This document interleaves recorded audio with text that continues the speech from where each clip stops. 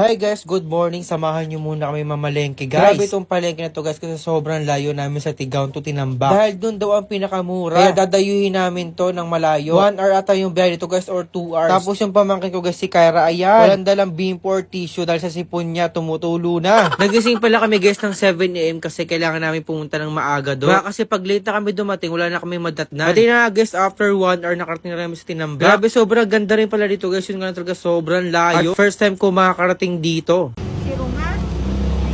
Ay, ano yun? 40 kilometers siya.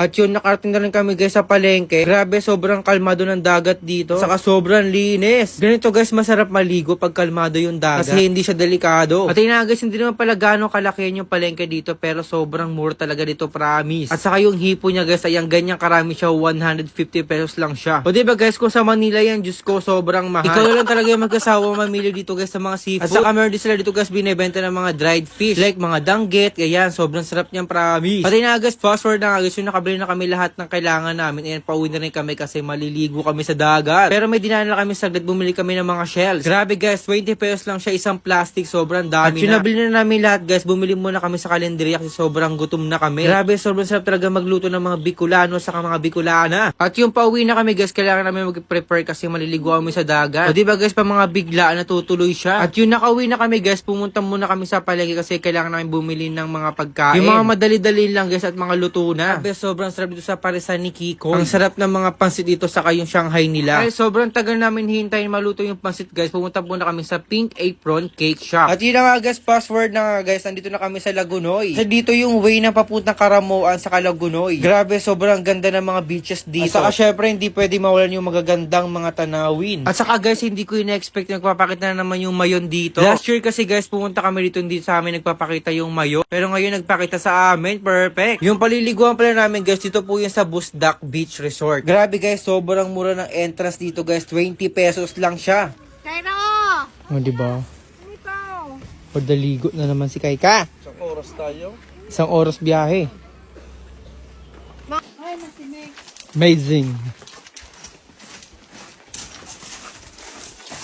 Liblib. Amazing.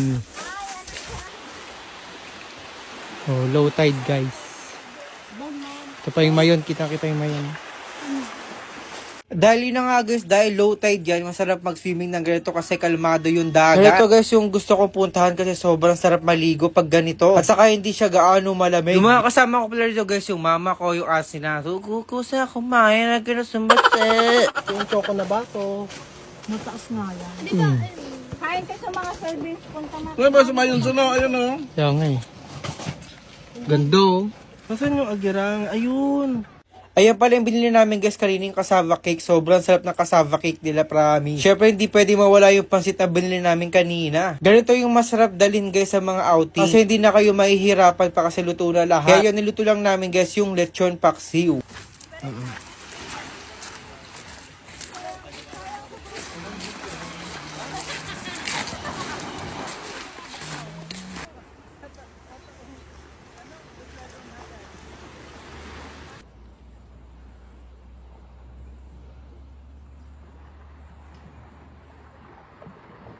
Guys, kita rin dito yung mayon sa pinagpapaliguan namin. Yun nga lang guys, huwag kayo mag-expect dahil sa hindi po siya sand, puro po siya bago. Pero worth it naman guys yung mga view. At syempre yung tubig ng dagat guys, sobrang linaw. Kaya hindi na kayo mag-iinerte dito guys kasi sobrang ganda dito. Saka guys, saan ka pa 20 pesos lang, sobrang ganda pa ng beaches. Kaya ganito na lang guys, paalam!